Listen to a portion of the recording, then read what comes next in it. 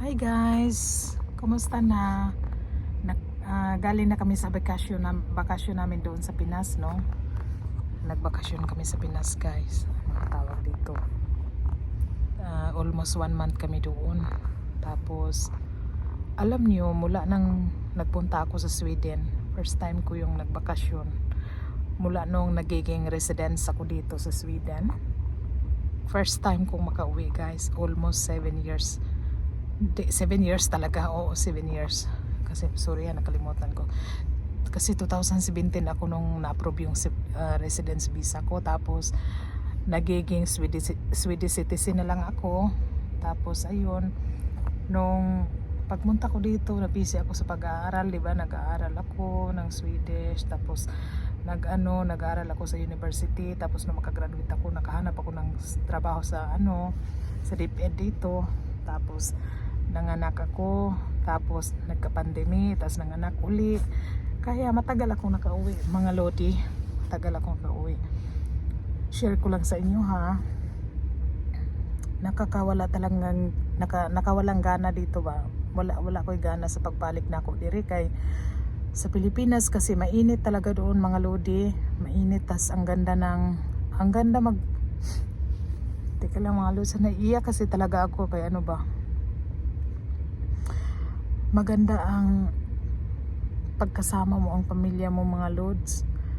Alam mo, noong hindi pa ako nakauwi, para talaga akong lugmok na lugmok. Tapos nung nakauwi ako, naka-charge talaga ako ng sobrang energy. Tapos ang ganda ng feeling ko na nakauwi ako. Tapos nung pagbalik namin dito, hirap na hirap ako mag-adjust kasi nga minus 20, minus 18, ngayon minus 15. Sobrang lamig, samantalang sa Pilipinas plus 29, plus 30. Grabe din naman ang init doon, no? Tapos si Habi, nag-uwi talaga kami doon sa bukid namin, mga lodi. Nami-miss ko talaga maligo ng i-share ko sa inyo, ha. Umuwi talaga kami sa bukid namin. Dinala ko talaga ang hobby ko doon, kung saan ako isinilang. Dinala ko siya doon sa bukid. Ay naku po, sobrang natuwa talaga ang hobby ko, oh. Ay naku po, mayroon talagang doon, nadapa. Balik na, nadapa siya sa naligya sa isno. Kawawa naman. Ayun, balik tayo doon sa Cheka. Dinala ko siya doon sa Lanao, sa bukid talaga namin. Tapos pinaranas ko sa kanya ba yung maligo sa ilog. Tapos ang ganda doon, mga lodi. Mainit.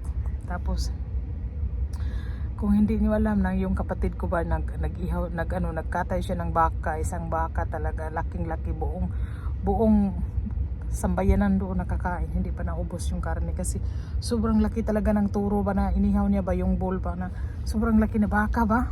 Tapos ayun, buong kabayanan doon nakakain talaga, walang nagutom.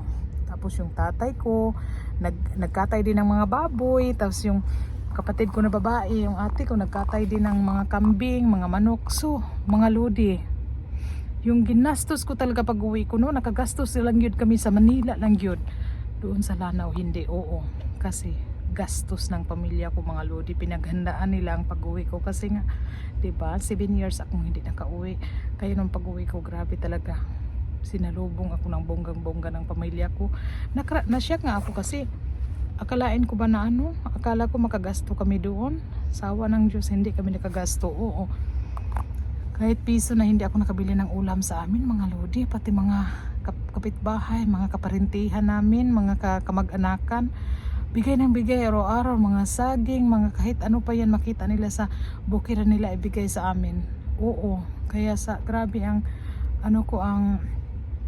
grabe ang feeling welcome talaga ako nung pag-uwi ko. Naiiyak talaga ako ng joy, tears of joy. Oo, tears of joy. Pasensya na sa dila akong nabubulol, mga lodi, kasi pinilit kong hindi mag-Swedish, no? Tsaka pinilit ko talaga hindi mag-Swedish kasi yung bunganga ko na switch talaga sa Swedish, hindi na sa English. O kaya nagtagalog na lang talaga ako. Matigas pa yung tono ko, no? Nandito kasi kami sa tindahan, no? Andyan sila Jonas, nag-shopping. Tapos si Magnus tulog. Yan.